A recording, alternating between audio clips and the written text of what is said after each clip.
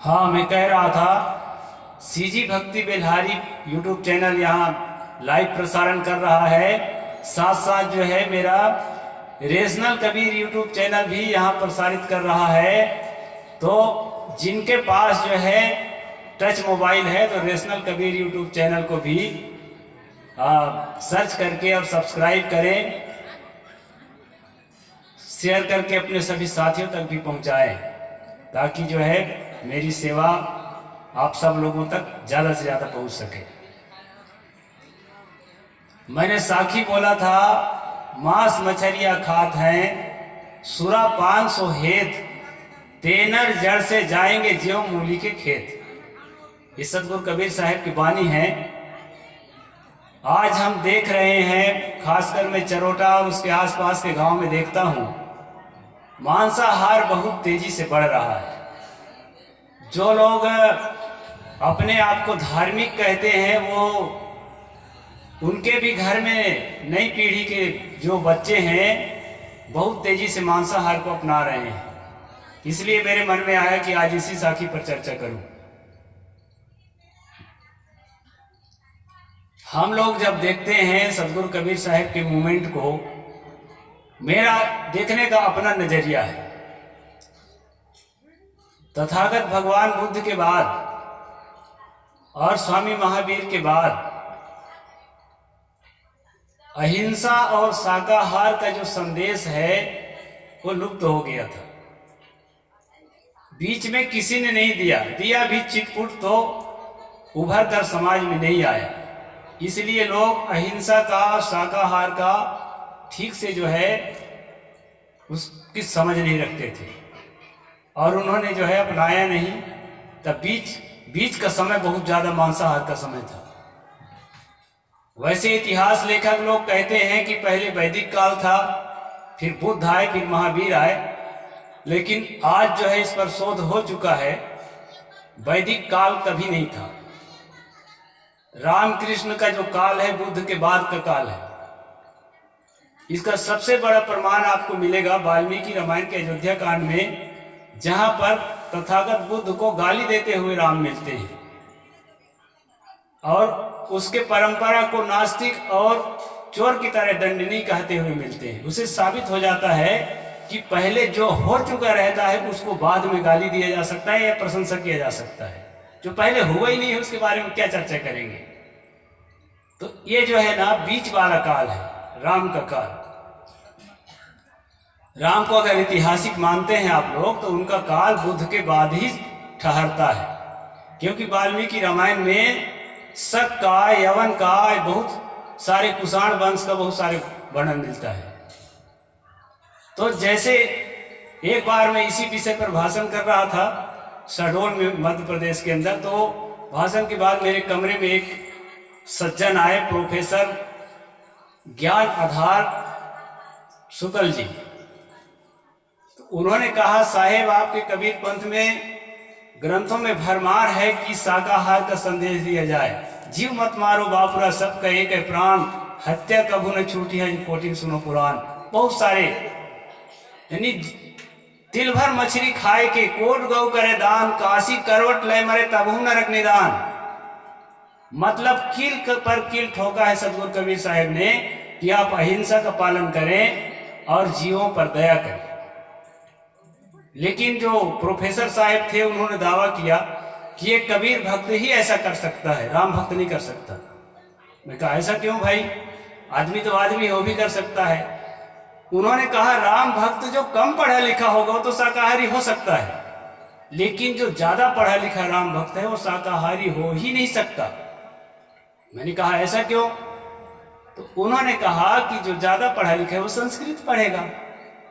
तो जब संस्कृत पढ़ेगा तो संस्कृत में वाल्मीकि रामायण को पढ़ेगा, तो वाल्मीकि रामायण में राम जी स्वयं मांस खा रहे हैं, सीता जी स्वयं मांस खा रही हैं, उनके पूरे परिवार मांस खा रहे हैं, पशुओं को मार रहे हैं, इसका सब वर्णन है।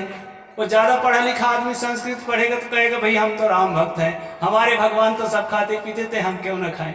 वो तो खाएगा ही। मैंने कहा भाई हो भी सकता है, मैं तो उतना पढ़ा नहीं हूं। बाद में जब मैंने पढ़ा तो उत्तरकांड के 42वें सर्ग में सचमुच बैठ के वो खा रहे हैं, उसका चित्रण किया गया है। तो मैं ये कह रहा था कि मांसाहार के खिलाफ में बुद्ध और महावीर ने जो आंदोलन चलाया था, जिसको सम्यक कल्चर कहते हैं, वो सम्यक कल्चर जो है बाद में मिट चुका था। उसके बाद जो वैदिक कल्चर जिसको कहते हैं, जिसको पहले स्थापित करते हैं इतिहासकार लोग, वो बाद में स्थापित होता है। और वेदों में, श्रुतियों में बहुत सारा जो है, तुलसी गोसाई ने जो लिखा है कि परम धर्म श्रुति विदित अहिंसा पर निंदा सम अघन गरीसा। ये क्यों लिखा? जब उसकी परंपरा मांसाहारी थी तो ऐसा क्यों लिखा, आप सोच सकते हैं। ऐसा उन्होंने इसलिए लिखा कि कबीर साहब का मूवमेंट पूरे भारत में फैल चुका था और जनता पुकार रही थी कि हमको जो है मांस नहीं खाना चाहिए, हमको जो है अहिंसा का पालन करना चाहिए। तो जनता के बहाव में आकर के उन्होंने लिखा है। लिखा जरूर है, लेकिन वहां राम जी से ऐसा कराया नहीं है। वो भी जो है ना बचपन में जाते हैं जंगल और पशुओं को मार मार के लाके पिता को दिखलाते हैं। आप बालकांड में पढ़िए। तो अहिंसा का जो, मेरे कहने का मतलब अहिंसा का सबसे बड़ा उद्घोषक सदगुरु कबीर साहेब ही हैं।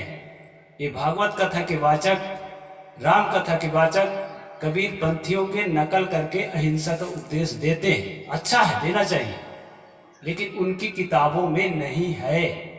मैं पढ़कर बता रहा हूं। अहिंसा और शाकाहार क्यों जरूरी है, चर्चा मैं इस पर करूंगा। किताबों को जो लिखा लिखा रहने दीजिए।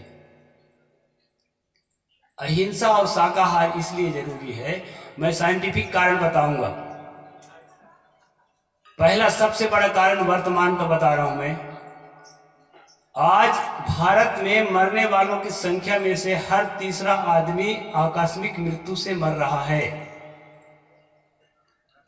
आप आंकड़ा देख सकते हैं।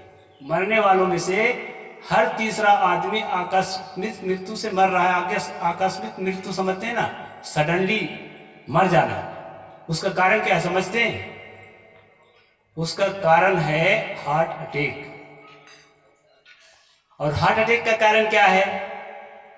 हार्ट अटैक का कारण है ब्लॉकेज का होना। ब्लॉकेज का कारण क्या है? एलडीएल लेवल का बढ़ना। ठीक है ना? जो डॉक्टर आपको कहता है कि फैटी एसिड की कमी जब तक मांस नहीं खाओगे, अंडा नहीं खाओगे, पूरा नहीं होगा। और क्या कहता है? विटामिन डी जो है शाकाहारी पदार्थों में बहुत कम पाया जाता है। सूर्य के आंच में आप रहते नहीं हो, इसलिए विटामिन डी की पूर्ति भी बिना मांस खाए नहीं होगा।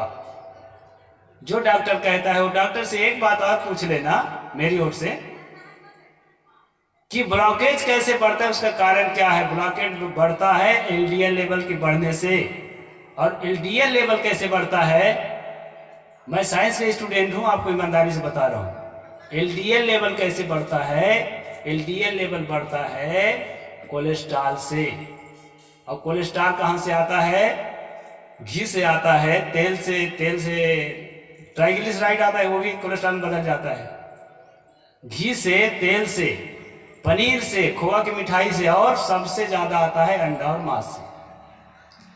तो मैं इसलिए जो है ना आपको पनीर भी कम खाने की सलाह देता हूं, खोआ की मिठाई भी कम खाने की सलाह देता हूं, तेल वाली चीज भी कम खाने की सलाह देता हूं, और मांस तो बिल्कुल नहीं खाने की सलाह देता हूं, क्योंकि मैं शुद्ध कबीर पंथी हूं।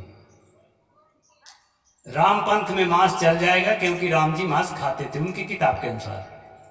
कृष्ण पंथ में मांस चल जाएगा क्योंकि उनके किताब के अनुसार वो भी मांस खाते थे। केवल गाय को छोड़ करके हिंदू धर्म में बाकी पशुओं को मारना खाना पाप नहीं माना गया है। लेकिन कबीर पंथ एक ऐसा पंथ है, ये किसी हिंदू, मुसलमान, ईसाई को फॉलो नहीं करता। इसमें साफ कहा है, जीव मत मारो बापुरा, सबका एक है प्राण। एक हवा चलती है, जो तूफान चलती है, आपकी आंखों में धूल के कण जो है जब पड़ जाता है तो तिलमिला जाते हैं, आप सह नहीं पाते। आपकी आंखें गवाही दे रही है कि एक प्राणी को धूल के कण भी बर्दाश्त नहीं है। अब किसी की गर्दन पर आप छुरा लेते हैं, झटका मारते हैं, हलाल करते हैं, तो उसको अनुमान लगाइए। तथागत बुद्ध ने कहा अत्तानंग उपमं कत्वा नाह ने न घाते सब्बे तसंति दंडस सब्बे भायंती मच्चुनो। कहते हैं कि सब हर प्राणी जो है पीड़ा से बचना चाहता है, मृत्यु से दूर भागता है।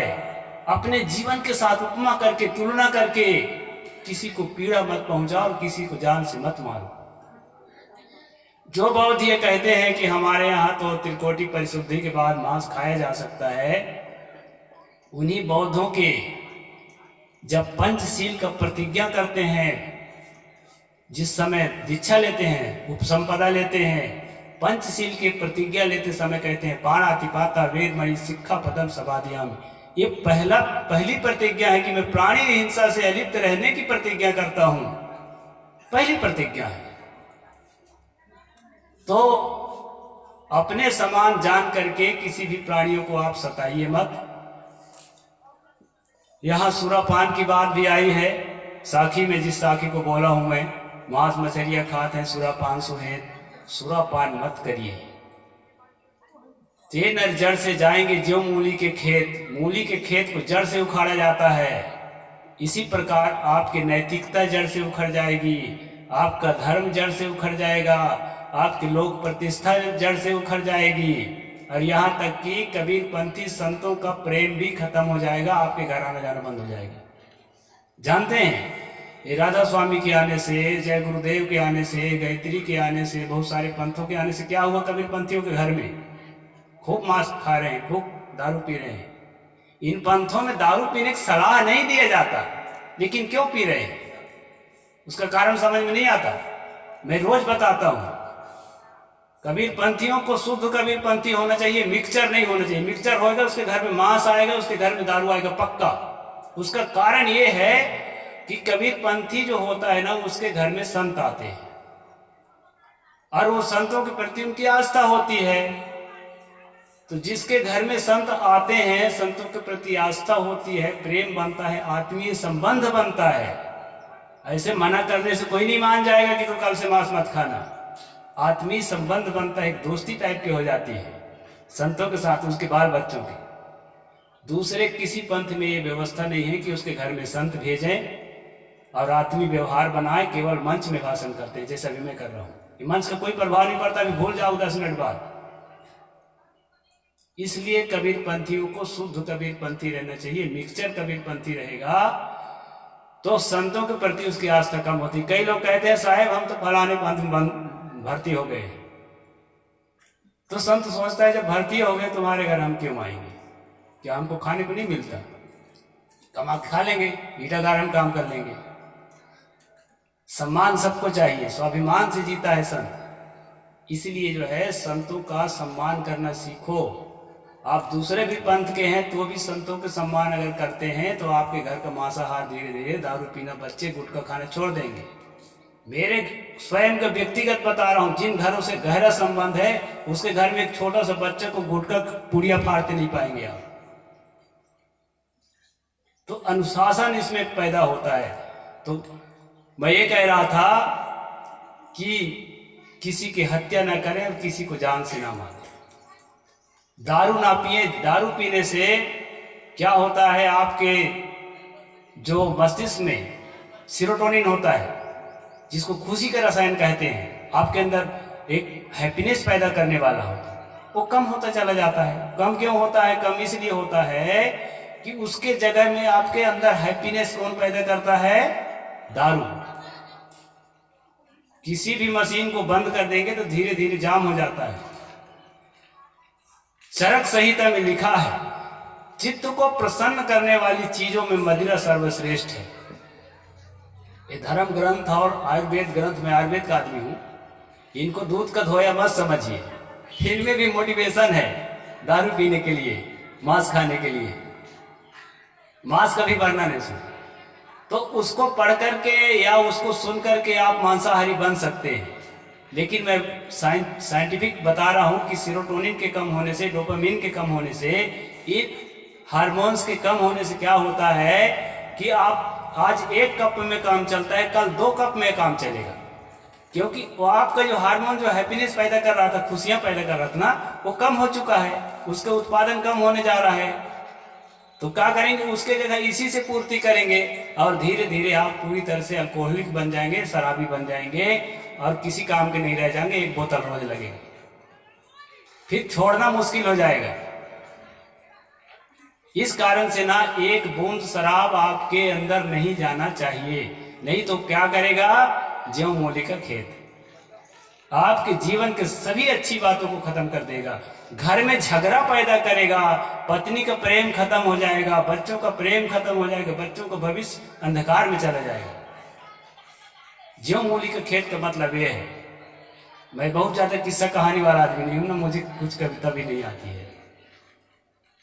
तो खास बात मैं बताया कि कबीर पंथियों को शुद्ध कबीर पंथी होना चाहिए, क्योंकि कबीर साहेब ही सर्वप्रथम बुद्ध महावीर के खत्म होने के बाद, भाई वो तो अहिंसा का संदेश दिए थे, इसके बाद सर्वप्रथम जो है कबीर साहेब ने ही संदेश दिया था। किसी हिंदू धर्म के ग्रंथ में अहिंसा का संदेश नहीं है। जिस मनुस्मृति में 8 आदमी को हिंसक बताया गया है, मारने वाले, परोसने वाले, काटने वाले, लिखा है नहीं, वो किसके लिए लिखा है? मैं मनुस्मृति पर स्ट्रीम करता हूं रेशनल कबीर यूट्यूब चैनल में, 1-1 पन्ना पढ़ पढ़ के सुनाता हूं, उसको आप लोग जरूर देखें। उसमें स्पष्ट कर दिया गया है, ये हो चुका है 8 अध्याय तक। उसमें कहा है कि जो भगवान को अर्पित करके मांस नहीं खाता, उसके लिए कहा है, और भगवान को अर्पित करके किया हुआ मांस को नहीं खाने वाले के लिए तो यह तक कहा है कि जो मांस नहीं खाएगा वो 21 जन्म तक पशु होगा। उसी मनुस्मृति में ना मांस भक्षणे दोषो न मद्दे न च मैथुने, यहां तक कि बलात्कार को भी पाप नहीं माना है। इसीलिए आज ज्यादा पढ़े लिखे जो महात्मा है ना, वो जेल में बंद है। आसाराम या कोई भी, राम रहीम, इन्हीं श्लोकों को पढ़ पढ़ के अपने जीवन में अप्लाई करते चले गए तो जेल पहुंच गए। तो धर्म की किताब में इस तरह बातें खिचड़ी लिखी हुई है, तो बात समझना आपको। उसी में लिखा है, अच्छी बात लिखा है, अच्छी बात भी है, नहीं है मैं नहीं कहता। तो खास बात है, 17 मिनट हो गया है, मैं बंद करूंगा। खास बात है कि सतगुरु कबीर साहिब के मार्ग में सतगुरु कबीर साहिब ही सबसे पहले उद्घोषक हैं और प्रखर रूप से उद्घोषक हैं कि आप मांस मदिरा से अपने आप को जीवन को मुक्त रखेंगे तो आपका जीवन उन्नतिशील रहेगा और आप एक अच्छा इंसान बन सकेंगे और अपनी छाप छोड़ सकेंगे समाज में। और आज दुर्भाग्य की बात है कि सबसे ज्यादा मांस मदिरा कबीर पंथियों के घर में आने लगा है। एक राधा स्वामी के भगत मेरे से बोला कि साहेब, कबीर साहेब के फोटो में इसलिए निकाल दिया हूं कि कबीर पंथी समझ के मुझे लोग मांसाहारी न समझ ले। बताओ भला, इतना आपकी निंदा और इतने आप इस काबिल आप ट्रोल किए जा रहे हैं, फिर भी समझ में नहीं आ रहा है।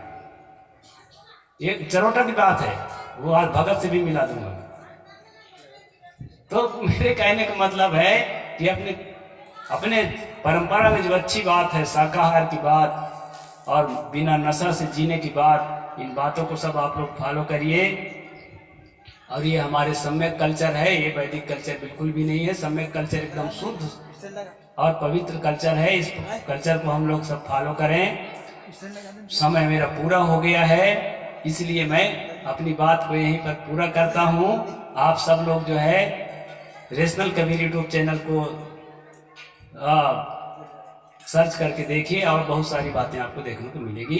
साहेब बंदगी, बोलिए सतगुरु कबीर साहेब की जय।